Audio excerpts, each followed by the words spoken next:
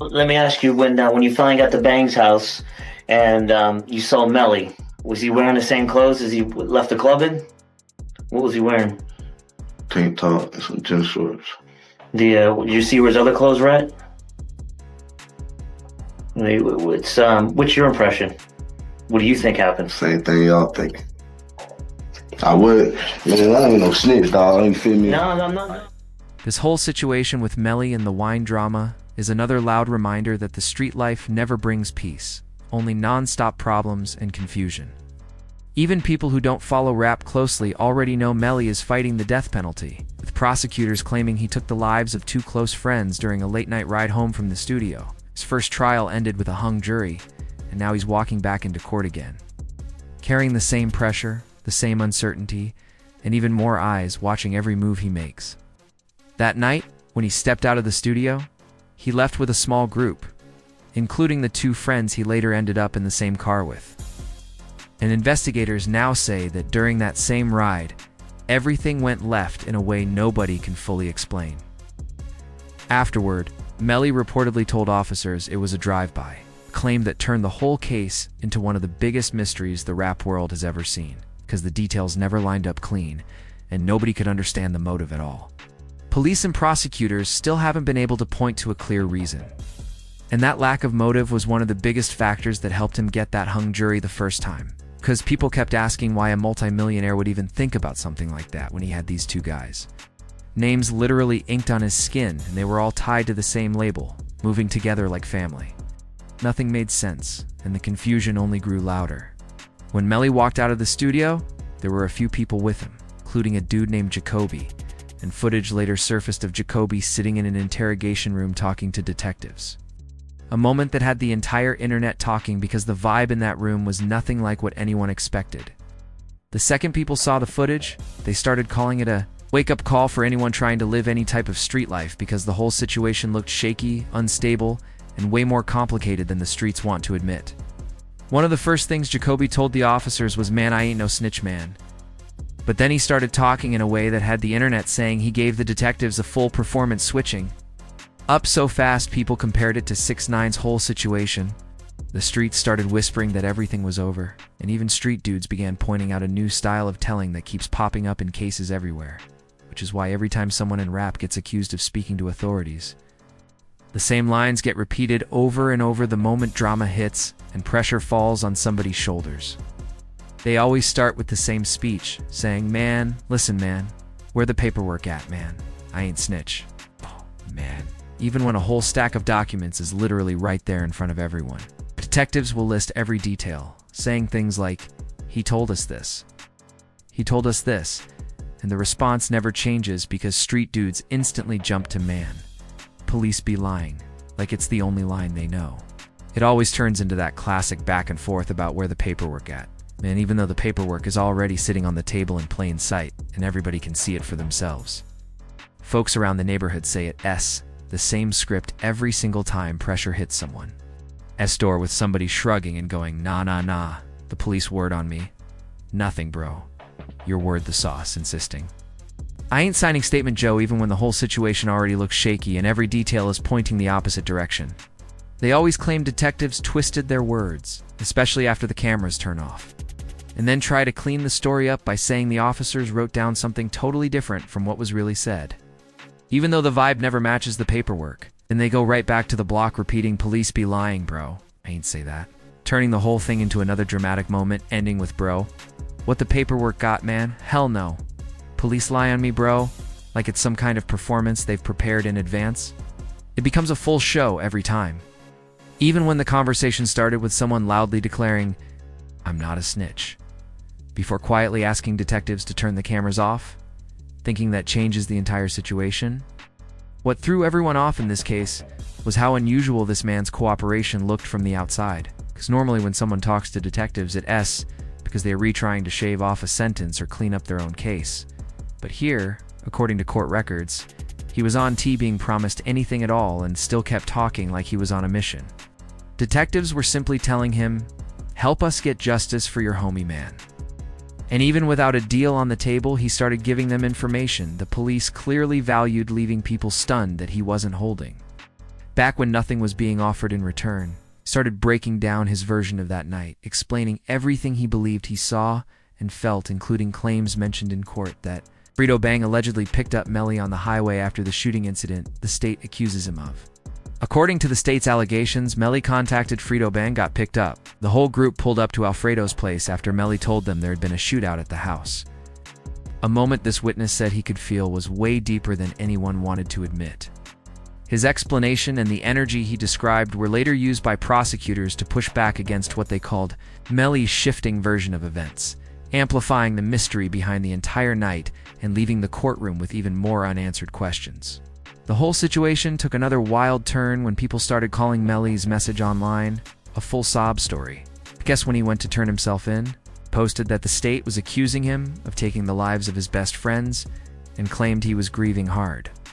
But the cooperating witness told detectives something completely different, saying, "Man, listen man, Melly was sick and tired of Sack Chaser bro." It's making it sound like the tension had been brewing for a long time, not something that came out of nowhere. These were his words, not confirmed facts. But he insisted Melly had deep issues with Sack Chaser for a while. And he claimed the only reason Juvie was targeted was because he happened to be in the car, and Melly didn't trust him to stay quiet afterward. Prosecutors pressed those claims in court, saying multiple people had told them Melly had ongoing problems with Sack Chaser. And one allegation brought up was that Sack Chaser used to bully Melly man, with testimony mentioning a past fight where Sack Chaser allegedly punched a gold out of Melly's mouth in front of his girlfriend. Even though the defense argued that incident was old history and that Melly and Sack Chaser were cool again by the end, still the witness kept insisting, "Man, Melly ain't really Rock or Sack Chaser like that," which added another twist to a case already full of questions. Because even after everything went down, people claimed Melly kept saying, "Man, you know what Sack Chase did to me, man?" Like he had been carrying a heavy frustration long before that night. Even King Von once claimed Melly told him Sack Chaser was trying to pressure him for money, which made the story feel even more tangled and confusing, according to what was described in court. The seating layout inside the vehicle became a major detail in the State-S version of events. The driver in the front left seat was YNW Bortland. Melly was behind him in the left rear seat. Sack Chaser, who he allegedly had tension with, was sitting in the front right passenger seat. And Juvie was in the back right seat behind Sack Chaser. The witness had already talked about how Sack Chaser used to bully Melly, and this tight seating layout became a key part of how prosecutors explained what they believe happened, because with Melly behind the driver and Sack Chaser up front, everything would have unfolded fast in such a small space. Jacoby, the man speaking with detectives, was about to break down his full version of how everything went down in that vehicle, claiming that after the shots towards Sack Chaser, Juvie reached for the weapon in shock, saying something like, "Yo, bro, what you doing?" Because according to him, Juvie was trying to step in and help Sack Chaser in that split second. Jacoby then described the whole chain of moments inside the car, giving details people had been demanding for years, painting a picture that made the situation look even more intense and more complicated than anyone on the outside realized. For a long time, the public only had rumors, loose theories, and street whispers. But Jacoby's version reportedly laid out every single step in a way that left people stunned, because hearing those details back to back felt unreal to anyone who had been following this case from day one. Watching the interrogation footage gave people a whole new perspective on how risky and unpredictable this situation really was. And it made folks realize there were people hanging around this man for months, maybe even years, without knowing a single thing about what he had already told detectives behind closed doors. He even said, "Man, listen man, when I go back on the street and I start talking to more people, I'm gonna let you know who told me." And that one line shocked everybody who heard it, because that meant anyone could. Have you been at a party, a get-together, or just chilling at someone's crib with friends? And this same dude might. Have you been right there too, blending in like nothing was happening? People could have been talking freely, sharing stories, cracking jokes, venting about drama, not realizing the wrong person was listening the entire time. And just like that, they could end up tied to a full murder investigation without even knowing their name got dropped in a room they never saw. It made people say out loud, "Man, the streets ain't for me," because the danger was coming from places nobody expected, and the threats weren't always coming from enemies. They were coming from folks sitting right next to you. The wildest part was that as he kept talking, he didn't seem to understand the position he was putting himself in. Because he started off saying he was only giving information because he felt like it. But the more he talked, the more he boxed himself into a corner with detectives quietly taking notes. Detectives always push for details. But he went so far that he straight up admitted things that made him look involved after the fact, going from witness to potential participant in the blink of an eye. He openly said he helped look for the weapons to hide them, which legally turns into being an accessory after the fact. A charge way more serious than anything he probably imagined when he first walked into that room. So he went from, "Yo, I'm just helping," to a situation where if he stopped talking or slipped up even once, he could get charged, to turning his whole plan upside down and leaving him trapped in a mess he created with his own words. Now, detectives didn't even need to push for details anymore, because he had already talked himself into a position where staying quiet could actually land him in trouble too. And things took an even stranger twist when he suddenly mentioned NBA YoungBoy's name out of nowhere, trying to pull him into a situation that had nothing to do with anything being discussed. People watching were confused because the case already had clear suspects the state was focused on. And dragging a whole other artist into it felt completely random, almost like he was reaching for something to say just to fill the silence. After he dropped YoungBoy's name out of the blue, the whole room went quiet for a moment, because even the detectives seemed thrown off by the sudden switch-up, and they kept asking him what he meant, trying to follow his story while he just kept talking faster, digging himself deeper without realizing the hole he was creating. Instead of helping his own situation, he was tossing out random names like he was trying to stretch the investigation wider for no reason. Okay. And people watching said it looked like he was trying to shift attention away from himself. But all it did was make the entire conversation look messy and scattered. Detectives stayed focused on the state's original allegations involving Melly and Portland, since that was the core of the case. But once he mentioned YoungBoy, online viewers immediately started debating why he would bring up such a big artist who wasn't part of the alleged events, making everything look sloppy. Like he was scrambling for words, even though talking was the exact thing putting him in danger. As the interview kept rolling, detectives leaned in and let him speak, freely, because they knew every extra detail he slipped out could be used later, and he just kept going. Describing conversations he claimed he overheard, and actions he claimed he saw, telling it like he was narrating a dramatic movie scene with himself in the middle. Ow, my... People online later said it felt like he was trying to prove he was helpful, not realizing he was tying himself to moments he didn't need to be tied to at all, putting himself closer to the situation with every sentence. He started telling detectives where certain people allegedly went after the incident, who called who said what, and how everybody supposedly moved in the hours afterward. And even though none of this was confirmed at that moment, detectives listened closely because he was building a timeline they didn't have before. Viewers said it felt unreal watching someone reveal that much with zero pressure, almost like he didn't understand how serious the situation was, or how easily his own words could turn back on him. Then he moved into a whole new direction and started talking about how some people allegedly planned to stick to a certain story, saying they were supposed to stay quiet until lawyers stepped in, breaking down who was supposed to say what, who planned to protect who, and how everyone was supposed to move as one group. To detectives, it sounded like he was explaining a detailed strategy, but to the public, it sounded like he was exposing things that could get multiple people questioned again, turning a simple interrogation into something way bigger than he probably ever intended. He even mentioned someone allegedly trying to coach another person on what to say, and that instantly grabbed attention because of detail. Like that can shift how investigators view an entire case, making it sound like people were trying to build a script instead of telling the truth. Social media went crazy once viewers heard that part, because now it seemed like he might be been present for conversations he really shouldn't have been near. And instead of keeping any of it to himself, he laid everything out piece by piece like he was reading from a checklist. Then he moved into how the vibe changed in the days after the incident, claiming certain people started acting nervous, others suddenly went quiet, and some stopped showing up altogether, painting the picture of a crew that didn't know how to handle pressure once the situation got real.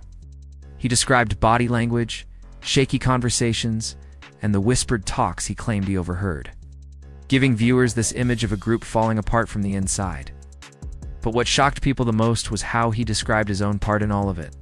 He talked like he was just watching things happen, but at the same time he admitted he was present during moments that made the whole situation look way more tangled than he wanted to admit, leaving viewers saying it sounded like he didn't even realize he was placing himself in scenes detectives didn't even know he was in until he said it. As the interview got close to the end, detectives asked if he had anything else he wanted to add, and instead of slowing down, he doubled down, talking even more. He started describing messages he claimed he saw on phones, conversations he heard outside houses, and rumors he picked up over time, and even though none of it was proven yet, he spoke with so much confidence that the room felt heavier every time he opened his mouth. By the time he finished, he had given detectives a full map of relationships, conflicts, movements, and conversations tied to the case, even touching on things they never asked him about, turning the whole interrogation into something way bigger than anyone expected. Viewers later said they had never seen someone volunteer this much information with no deal on the table, making it look like one of the wildest interrogation moments ever caught on camera. Near the end, he made it clear that YoungBoy had nothing to do with any of this, and even detectives didn't push that angle because it didn't match anything in the case. And he said, "Man, YoungBoy ain't have nothing to do with this, man." YoungBoy didn't, leaving everyone agreeing that dragging his name into the story made no sense at all. According to him, everybody already knew who the state believed was responsible, and he even said 99.9% chance is YNW. Melly did this even though that was just his personal claim and never proven in court. But the moment he dragged YoungBoy's name into the mix, it showed just how dangerous online drama can get when people aren't thinking straight. He pointed out that even simple internet beefs can stick to someone for years, because you could argue with a person online once, maybe have one small altercation in real life, and suddenly you're tied to their name forever. And whenever anything serious happens to them, folks start tossing your name around with no real reason, turning conversations into chaos fast. He told detectives he didn't understand why this part of the footage hadn't been released earlier, especially since Melly already went through his first trial and the state most likely had this material for a long time, leaving viewers wondering whether this could twist Melly's situation or if it changes absolutely nothing at all. The whole moment raised louder questions about how evidence moves, why it drops when it does, and what gets shown to the public versus what stays locked away until someone leaks it. People watching said it felt like a reminder that timing can shift opinions, twist narratives, and even change how a case looks, depending on when the information hits the internet. And now that this footage is being talked about everywhere, folks are debating whether it helps, hurts, or just adds another layer to a situation already drowning in confusion. If you're watching this right now, make sure you subscribe, like, share, and drop a comment about how you feel about this wild story, because every opinion adds another piece to the conversation. Your support keeps the channel alive, keeps these breakdowns coming. It helps us keep exposing the stories most people never get to see. So stay locked in, because more shocking truth is always around the corner.